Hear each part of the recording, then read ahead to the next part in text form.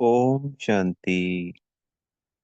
आज 28 जनवरी 2025 के महावाक्यों में प्यारे मीठे बाप दादा ने कहा, मीठे बच्चे, पास विद ऑनर होना है तो श्रीमत पर चलते रहो।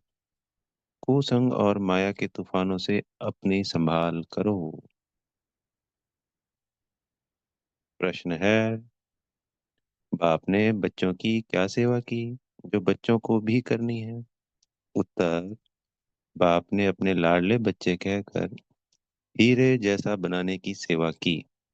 ऐसे हम बच्चों को भी अपने मीठे भाइयों को, आत्मा भाइयों को हीरे जैसा बनाना है।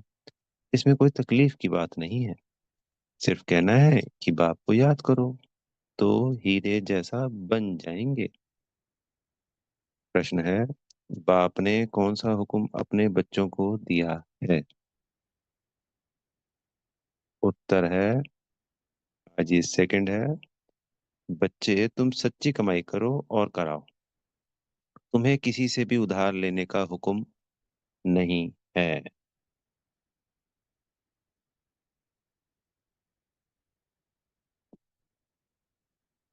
गीत है, इस पाप की दुनिया से। ओम शांति। नई दुनिया में चलने वाले मीठे मीठे रूहानी बच्चों प्रति बाप गुड मॉर्निंग कर रहे हैं। रूहानी बच्चे नंबरवार पुरुषार्थ अनुसार जानते हैं कि बरोबर हम इस दुनिया से दूर जा रहे हैं। कहाँ? अपने स्वीट साइलेंस होम में। शांति धाम ही दूर है जहाँ से हम आत्माएं आती हैं। वह है मूल वतन और यह है स्थूल वतन। वह है आत्माओं का घर। उस घर में बाप बिगड़ तो कोई ले जा ना सके। तभी बाबा हर पुरुषोत्तम संगम युग पे आते हैं, क्योंकि अंत होता है ड्रामा का। और अंत में हम कहाँ जाते हैं? अपने घर।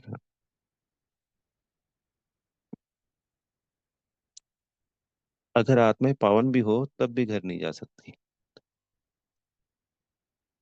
बिना बाबा के आए।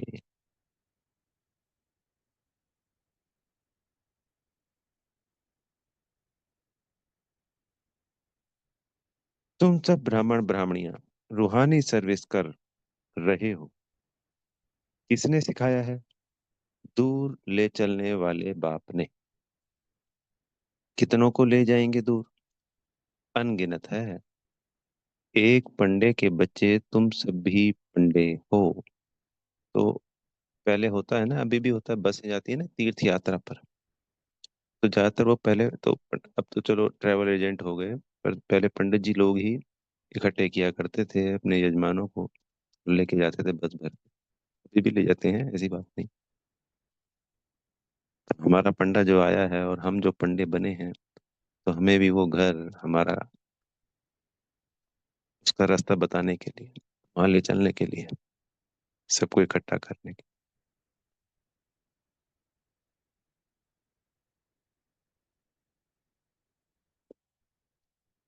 तो अनगिनत को लेके जाएंगे।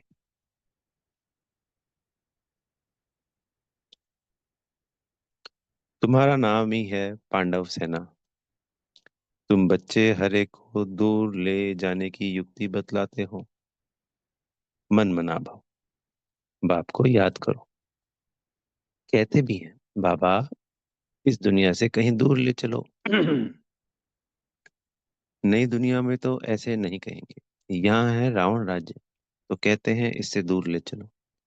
यहाँ चैन नहीं है, इसका नाम ही है दुख धाम। अभी बाप तुमको कोई धक्का नहीं खिलाते हैं। भक्ति मार्ग में बाप को ढूंढने के लिए तुम कितने धक्के खाते हो। बाप खुद कहते हैं, मैं हूं ही गुप्त। इन आंखों से कोई मुझे देख नहीं सकते। कृष्ण के मंदिर में माथा टेकने के लिए चाखड़ी रखते हैं। मुझे तो पैर है नहीं जो तुमको माथा टेकना पड़े। तुमको तो सिर्फ कहता हूँ, लाडले बच्चे, लाडले बच्चे, तुम भी औरों को कहते हो, मीठे भाइयों, अलौकिक बाप को याद करो तो विकर्म विनाश हो। बस और कोई तकलीफ नहीं। जैसे बाप हीरे जैसा बनाते हैं, बच्चे भी औरों को हीरे जैसा बनाते हैं। यही सीखना है। मनुष्यों को हीरे जैसा कैसे बनाएं? ड्रामा अनुसार कल पहले मुआफिक कल्प कल्प के संगम पर बाप आकर हमको सिखलाते हैं। फिर हम औरों को सिखलाते हैं। बाप हीरे जैसा बना रहे हैं। तुमको मालूम है, खोजों के गुरु आगा खां को सोने चांदी हीरो में वजन किया था। नेहरू को सोने में वजन किया था। अब वह कोई हीरे जैसा बनाते तो नहीं थे। बाप तो तुमको हीरे जैसा बनाते हैं। हमको हीरा ही बना देते हैं हमारे बाबा, क्योंकि कोयले से हीरा निकलता है कहते हैं ना। तो वो हमारा ही यादगार है। देखिए, हम कोयला बन चुके होते हैं और अंदर हीरा दबा हुआ होता है, आत्मा जो चमकती हुई सतो प्रधान है। उसके ऊपर लेयर चढ़ती जाती है और काली हो जाती है। बाबा अपनी शक्तियों से उस कालक को साफ करते रहते। अंदर से क्या निकलता है? वो हीरा। ऐसे ही कोयले के अंदर हीरा होता है। प्रोसेस किया जाता है और कोयला की जब कालक हटती है तो अंदर से हीरा निकलता है।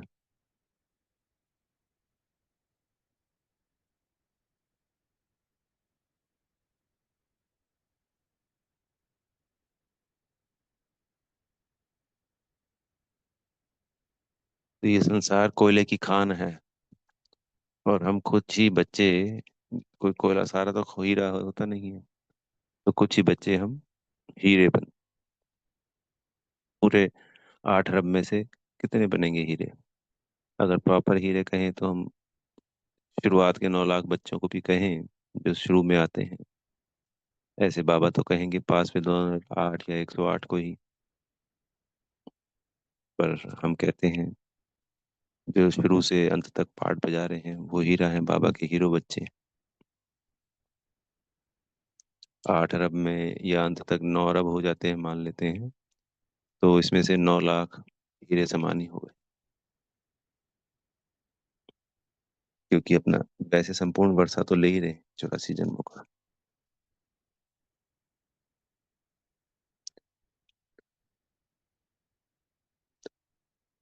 उनको तुम बाप तो तुमको हीरे जैसा बनाते हैं, उनको तुम किस में वजन करेंगे? तुम हीरे आदि क्या करेंगे? तुमको तो दरकार ही नहीं। वो लोग तो रेस में बहुत पैसे उड़ाते हैं, मकान प्रॉपर्टी आदि बनाते रहते हैं। तुम बच्चे तो सच्ची कमाई कर रहे हो। तुम कोई से उधार लो तो फिर 21 जन्म के लिए भर कर देना पड़े। तुम्हें किसी से उधार लेने का हुक्म नहीं है। तुम जानते हो इस समय है झूठी कमाई, जो खत्म हो जाने वाली है। बाबा ने देखा यह तो कौड़ियां हैं, हमको हीरे मिलते हैं। तो फिर यह कौड़ियां क्या करेंगे? क्यों ना बाप से बेहद का वर्षा लेवे। खाना तो मिलना ही है। एक कहावत भी है, हाथ जिनका ऐसे पहला पुर वह पा लेते हैं। पुर यानी नंबर। तो हाथ जिनका ऐसे, बस इसके आगे नहीं लिखा हुआ तो शायद एक हाथ होता है देने वाला और एक हाथ होता है लेने वाला। तो जो देने वाला हो गया हाथ, ये समझने के लिए बात है, एग्जैक्टली नहीं पता। तो जिनका हाथ देने वाला होगा वो पहला नंबर पा लेगा।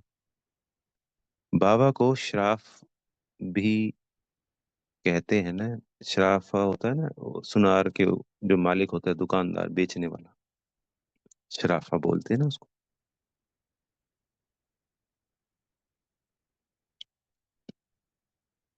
तो बाप कहते हैं तुम्हारी पुरानी चीजें एक्सचेंज करता हूँ। कोई मरता है तो पुरानी चीजें करनी घोर को देते हैं ना। बाप कहते हैं मैं तुमसे लेता क्या हूँ? यह सैंपल देखो। द्रौपदी भी एक तो नहीं थी ना। तुम सब द्रौपदियां हो। बहुत पुकारती हैं बाबा हमको नग्न होने से बचाओ। बाबा कितना प्यार से समझाते हैं, बच्चे यह अंतिम जन्म पवित्र बनो। बाप कहते हैं ना बच्चों को कि मेरे दाढ़ी की लाज रखो, कुल को कलंक नहीं लगाओ। तुम मीठे मीठे बच्चों को कितना फक्र होना चाहिए। बाप तुमको हीरे जैसा बनाते हैं। इनको भी वह बाप हीरे जैसा बनाते हैं। ब्रह्मा बाबा को याद उनको करना है। यह बाबा ब्रह्मा कहते हैं, मुझे याद करने से तुम्हारे विक्रम विनाश नहीं होंगे। मैं तुम्हारा गुरु नहीं हूँ। वह हमको सिखलाते हैं, हम फिर तुमको सिखलाते हैं। हीरे जैसा बनना है तो बाप को याद करो। बाबा ने समझाया है, भक्ति मार्ग में भल कोई देवता की भक्ति करते रहते हैं, फिर भी बुद्धि दुकान धंधे आदि तरफ भागती रहती है, क्योंकि उससे आमदनी होती है। बाबा अपना अनुभव भी सुनाते हैं, ब्रह्म बाबा, कि जब इधर उधर बुद्धि भागती थी तो अपने को चमाट मारता था। यह याद क्यों आते हैं? तो अब हम आत्माओं को एक बाप को ही याद करना है। परंतु माया घड़ी घड़ी बुला देती है, घूंसा लगता है। माया बुद्धि योग तोड़ देती है।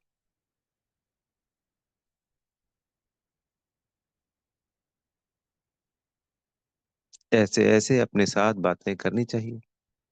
बाप कहते हैं, अब अपना कल्याण करो तो दूसरों का भी कल्याण करो। सेंटर्स खोलो। ऐसे बहुत बच्चे बोलते हैं, बाबा फलानी जगह सेंटर खोलो। बाबा कहते हैं, मैं तो दाता हूँ, हमको कुछ दरकार नहीं। यह मकान आदि भी तुम बच्चों के लिए बनाते हैं ना। शिव बाबा तो तुमको हीरे जैसा बनाने आए हैं। तुम जो कुछ करते हो वह तुम्हारे ही काम में आता है। यह कोई गुरु नहीं है जो चेला आदि बनावे। मकान बच्चे ही बनाते हैं अपने रहने के लिए। हाँ, बनाने वाले जब आते हैं तो खातिरी तो की जाती है कि आप ऊपर में नए मकान में जाकर रहो। कोई तो कहते हैं, हम नए मकान में क्यों रहें, हमको तो पुराना ही अच्छा लगता है। जैसे आप रहते हो हम भी रहेंगे। तो ब्रह्मा बाबा ने नया मकान या नया कमरा कोई भी नहीं दिया, वो पुराने में रहे। तो बच्चों को जैसे और बच्चे आते होंगे तो नया देते होंगे, तो कहते होंगे बाबा हम तो पुराने में ठीक है। हमको कोई अहंकार नहीं है कि मैं दाता हूँ। बाप दादा ही नहीं रहते तो मैं क्यों रहूं। यानी जिन बच्चों ने वो मकान बनवाए होंगे ना, कमरे वगैरह, और फिर जब वो खातिरी यानी वो रहने के लिए आए होंगे सेवा के निमित्त या योग भट्टियों में, तब उनको कहा होगा भाई नए आपने बनाए हैं। तो तब उन्होंने ये कहा कि नहीं, मैं भी तो बाबा की तरह हूँ ना, मेरे बाबा की तरह कोई जरूरी नहीं कि ये हमने बनवाए हैं तो हम उन्हीं में रहें। बाप दादा ही नहीं रहते तो मैं क्यों रहूं। हमको भी अपने साथ रखो। जितना आपके नजदीक होंगे उतना अच्छा है। बाप समझाते हैं, जितना पुरुषार्थ करेंगे तो सुख धाम में उच्च पद पाएंगे। स्वर्ग में तो सब जाएंगे ना। भारतवासी जानते हैं, भारत पुण्य आत्माओं की दुनिया थी, पाप का नाम नहीं था। अभी तो पाप आत्मा बन गए हैं। यह है रावण राज्य। सत्युग में रावण होता नहीं। रावण राज्य होता ही है आधा कल्प के बाद। बाप इतना समझाते हैं तो भी समझते नहीं। कल्प कल्प ऐसा होता आया है, नई बात नहीं। तुम प्रदर्शनी आदि करते हो, कितने ढेर आते हैं। प्रजा तो बहुत ढेर बनेगी। हीरे जैसा बनने में टाइम तो लगता है। प्रजा बन जाए वह भी अच्छा। अभी है ही कयामत का समय, सबका हिसाब किताब चुकतू होता है। आठ की माला जो बनी हुई है वह है पास विद ऑनर की। पास विद ऑनर बाबा आठ को कहते हैं। वो 100% पास होते हैं। बाकी 100 में हल्का हल्का 0.1% का फर्क है। 0.11% का।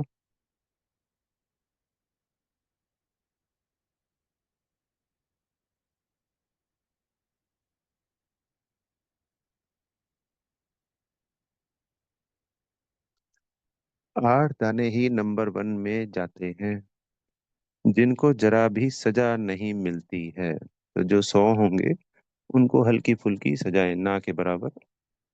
यानी कि जैसे होता है ना, आंखें दिखा देना।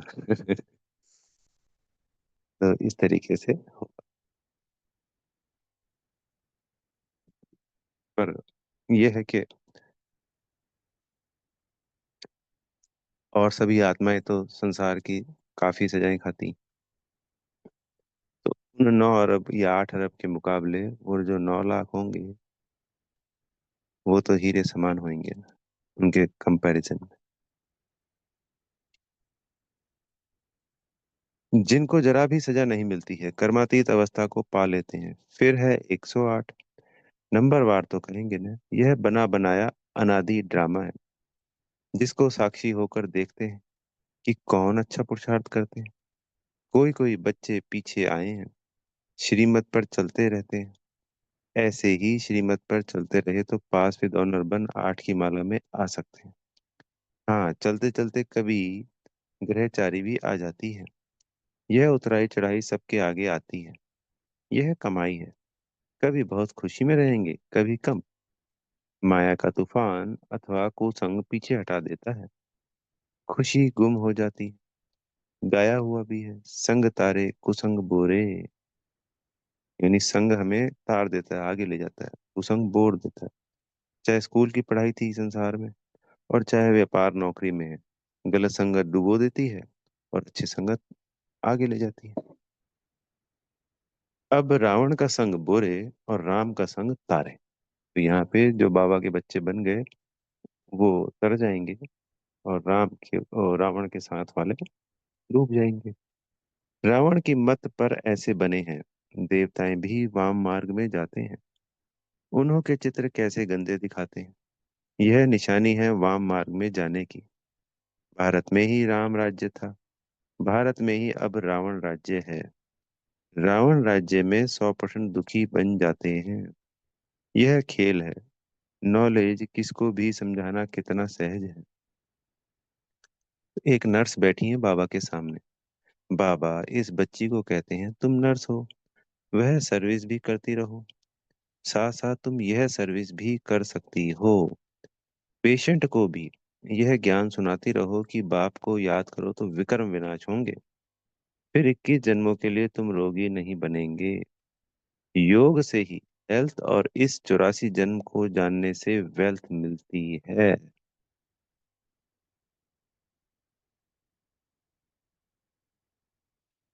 क्योंकि ये जो ज्ञान है, ये ज्ञान से क्या मिलता है हमको? वेल्थ मिलती है संसार में भी। तो हम इस ज्ञान के आधार पर 21 जन्मों की प्रालब्ध तो पा सकते हैं। पर जो योग है, योग से जब विकर्म विनाश होंगे तो हम उच्च पद को प्राप्त करेंगे। वरना जो हमारे 21 जन्म है, वो फिर साधारण ही होंगे। होंगे पूरे 21 इस पढ़ाई के आधार पर। तो पढ़ाई से हमको क्या मिल गई? वेल्थ मिल गई। सत्युग की प्रारब्ध इस पढ़ाई से बननी है।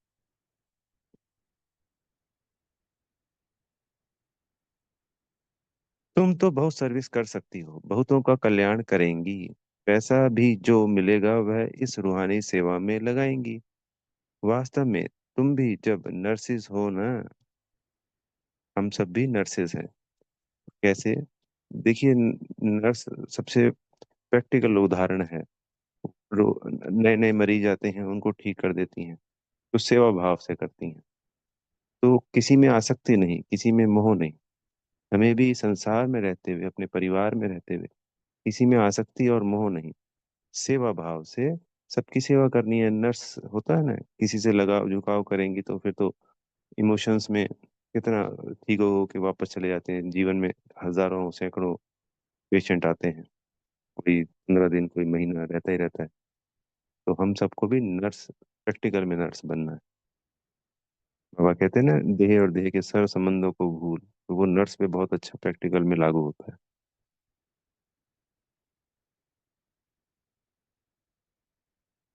वास्तव में तुम भी सब नर्सेस हो ना।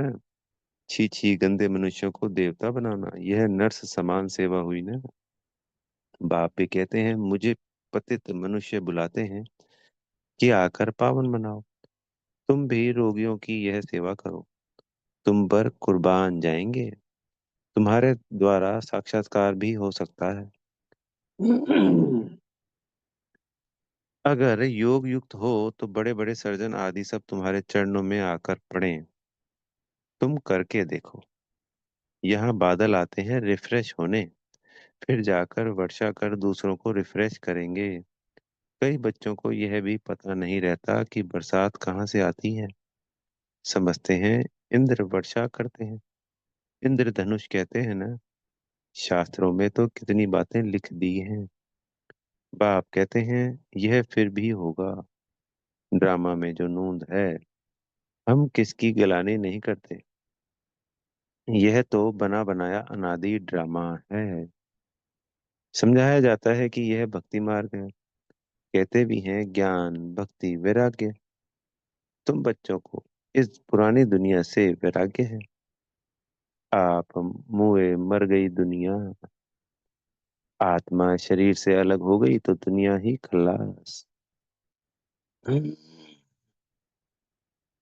बाप बच्चों को समझाते हैं मीठे बच्चे पढ़ाई में गफलत मत करो। सारा मदार पढ़ाई पर है। बैरिस्टर कोई तो 1 लाख रुपया कमाते हैं और कोई बैरिस्टर के पास पहनने के लिए कोट भी नहीं होगा। पढ़ाई पर सारा मदार है।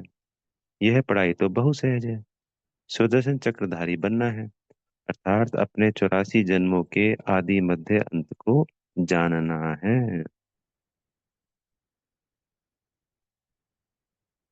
आदि में हम देवी देवता थे, मध्य में हम पूजनीय बने, पूज्य स्वरूप है ना हमारा। अंत में ब्राह्मण बन गए बाबा के बच्चे, फिर फरिश्ता बन जाएंगे। अभी इस सारे झाड़ की जर्जरी भूत अवस्था है, फाउंडेशन है नहीं। बाकी सारा झाड़ खड़ा है। वैसे यह आदि सनातन देवी देवता धर्म जो था, सुर था, वह अभी है नहीं। धर्म भ्रष्ट कर्म भ्रष्ट बन गए हैं। मनुष्य किसको सदगति दे नहीं सकते हैं। बाप बैठ यह सब बातें समझाते हैं। तुम सदा के लिए सुखी बन जाते हो। कभी अकाले मृत्यु नहीं होगा। फलाना मर गया, यह अक्षर वहां होता नहीं। तो बाप राय देते हैं बहुतों को रास्ता बताएंगे तो वह तुम पर कुर्बान जाएंगे। क्योंकि जिसको बाबा मिल जाता है और जिसके दुख दूर होते हैं, वो कितना खुश होगा, कितनी दुआएं देगा, कितना एहसानमंद। भले एहसानमंद हमें करना नहीं, उनकी अपनी एक दुआएं होती हैं खुशी से, तो वो हम पर कुर्बान जाएंगे। किसको साक्षात्कार भी करा सकते हो। साक्षात्कार सिर्फ एम ऑब्जेक्ट है। उसके लिए पढ़ना तो पड़े ना। पढ़ने बिगड़ थोड़ी बैरिस्टर बन जाएंगे। ऐसे नहीं कि साक्षात्कार हुआ माना मुक्त हुए। मीरा को साक्षात्कार हुआ तो ऐसे नहीं कि कृष्णपुरी में चली गई। नौदा भक्ति करने से साक्षात्कार होता है। यहाँ फिर है नौधा याद। सन्यासी फिर ब्रह्म ज्ञानी तत्व ज्ञानी बन जाते हैं। बस ब्रह्म में लीन होना है। अब ब्रह्म तो परमात्मा नहीं है। ब्रह्म तत्व कौन सा है, हमारे रहने का स्थान, परम धाम। अब आप समझाते हैं अपना धंधा आदि शरीर निर्वाह के लिए भल करो, परंतु अपने को ट्रस्टी समझकर। तो उच्च पद मिलेगा, फिर ममत मिट जाएगा। यह बाबा लेकर क्या करेंगे। इसने तो सब कुछ छोड़ा है ना। घर बार व महल आदि तो बनाना नहीं है। यह मकान बनाते हैं क्योंकि ढेर बच्चे आएंगे। आबू रोड से यहाँ तक क्यों लग जाएगी। ये 25 किलोमीटर ऊपर है आबू रोड से, लगभग हमारा पांडव भवन जब बाबा मुरली चला रहे थे। तो अंत समय में बाबा ने बताया था कि नीचे आबू रोड से ऊपर पहाड़ी तक क्यों लग जाएगी। तो वो तो लगनी ही लगनी। तुम्हारा अभी प्रभाव निकले तो माथा ही खराब कर दे। बड़े आदमी आते हैं तो भीड़ हो जाती है। तुम्हारा प्रभाव पिछाड़ी में निकलना है, अंत में निकलना है। क्योंकि अभी तो समय था, तो अभी इतनी भीड़ हो जाए तो ये पढ़ाई कैसे होएगी, ये सेवाएं कैसे होंगी।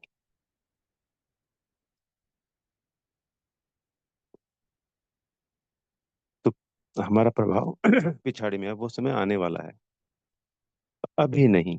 बाप को याद करने का अभ्यास करना है ताकि पाप कट जाए। ऐसे याद में शरीर छोड़ना है। सतयुग में शरीर छोड़ेंगे, समझेंगे एक छोड़ दूसरा नया लेंगे। यह तो देह अभिमान कितना रहता है, फर्क है ना। यह सब बातें नोट करनी और करानी है। औरों को भी आप समान हीरे जैसा बनाना पड़े। जितना पुरुषार्थ करेंगे उतना उच्च पद पाएंगे। यह बाप समझाते हैं। यह कोई साधु महात्मा नहीं है। यह ज्ञान बड़े मजे का है। इसको अच्छी रीति धारण करना है। ऐसे नहीं बाप से सुना फिर यहाँ की यहाँ रही। गीत में भी सुनाना है। कहते हैं साथ में ले जाओ। तुम इन बातों को आगे नहीं समझते थे, पहले नहीं समझते थे, हमें थोड़ी पता था सब बातें, ये तो बाबा ने बताई हमको। अब बाप ने समझाया है, तब समझते हो। अच्छा, मीठे मीठे से खिला दे बच्चों प्रति। माता पिता बाप दादा का याद प्यार और गुड मॉर्निंग। रूहानी बाप की रूहानी बच्चों को नमस्ते। हम रूहानी बच्चों की प्यारे मीठे माता पिता बाप दादाजी को याद प्यार गुड मॉर्निंग और नमस्ते। धारणा के लिए मुख्य सार में पहला पॉइंट, पढ़ाई में कभी गफलत नहीं करनी। सुदर्शन चक्रधारी बनकर रहना है। हीरे जैसा बनाने की सेवा करनी है। तो कितने पद्मा पदम सौभाग्यशाली हैं कि पहले तो बाबा से हम स्वयं हीरा बनते हैं और फिर इस हीरा बनाने की सेवा के निमित्त बनते हैं। वाह हमारा सौभाग्य। इससे बड़ा पुण्य का काम क्या होगा, दूसरों की भलाई। जो हम सोचते रहे तिरसठ जन्मों करी, तन से करी, धन से करी, इससे ज्यादा क्या कर सकते हैं। पर ये रूहानी सेवा जब आत्माओं की होगी तो 21 जन्मों की प्राप्ति होंगी। ना उनको धन की कमी होगी, ना कोई तन का रोग होगा। यही तो सेवाएं करी, धर्मशाला बना दी, पढ़ाई पढ़ा दी, स्कूल कॉलेज खोल दिए, हॉस्पिटल खोल दिए। तो सच्ची सच्ची हॉस्पिटल, सच्ची सच्ची धर्मशाला, सच्ची सच्ची स्कूल, सब कुछ सच्चा सच्चा तो सिर्फ यही है। हम सबको सेवा में, क्योंकि अब शिवरात्रि आ रही है इसलिए रोज सेवाओं की मुरली है। पर बिना शिवरात्रि के भी पूरे साल जब तक संगम युग है हमें तो सेवाएं करनी ही करनी।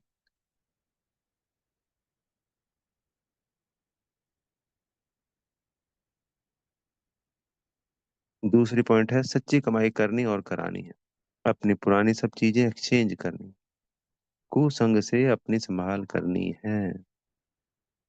सतगुरु जी से वरदान मिल रहा है, जहान के नूर बन, भक्तों को नजर से निहाल करने वाले, दर्शनीय मूरत भव।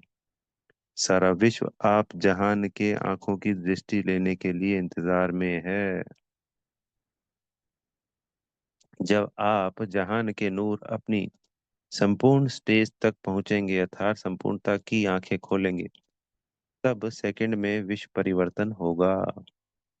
फिर आप दर्शनीय मूर्त आत्माएं अपनी नजर से भक्त आत्माओं को निहाल कर सकेंगी। नजर से निहाल होने वालों की लंबी क्यू है। इसलिए संपूर्णता की आंख खुली रहे। आंखों का मलना और संकल्पों का गुटका व जुटका खाना बंद करो, तब दर्शनीय मूर्त बन सकेंगे। स्लोगन है, निर्मल स्वभाव निर्माणता की निशानी है। निर्मल बनो तो सफलता मिलेगी। आज का पॉइंट है, जो इशारा आता है ना, वक्त इशारा आजकल तपस्या मास में, अपनी शक्तिशाली मनसा द्वारा सकाश देने की सेवा करो में आज बोला बाबा ने। मन बुद्धि को एकाग्र करने के लिए मन मना भव के मंत्र को सदा स्मृति में रखो। मन मना भव के मंत्र की प्रैक्टिकल धारणा से पहला नंबर आ सकते हो। मन की एकाग्रता अर्थात एक की याद में रहना, एकाग्र होना, यही एकांत है। जब सर्व आकर्षणों के वाइब्रेशन से अंतर्मुख बनेंगे, तब मनसा द्वारा पूरे विश्व को प्रकाश देने की सेवा कर सकेंगे। तो जो भी संसार के आकर्षण है, उनकी वाइब्रेशन से, आकर्षणों की वाइब्रेशन से अंतर्मुख बनेंगे, तब मनसा द्वारा। तो हम जितने अंतर्मुखी स्वयं के ऊपर फोकस करेंगे, अंतर्मुखा अंतर्मुखी बनेंगे। एक बाहरी मुखता होगी कि बाहर के आकर्षण, अंतर्मुख हो गया स्वयं के प्रति आकर्षण। अगर आकर्षण करना है तो स्वयं के प्रति, बाबा के प्रति। मोह रखना है स्वयं के प्रति, आत्मा की बात हो रही है, देह की नहीं। और प्यारे बाबा के प्रति। अच्छा। ओम शांति। बेहद का धन्यवाद मेरे प्यारे मीठे बाप दादा जी का, माता पिता जी का, आप सभी आत्मा भाइयों का, और ढेर सारी शुभकामनाएं।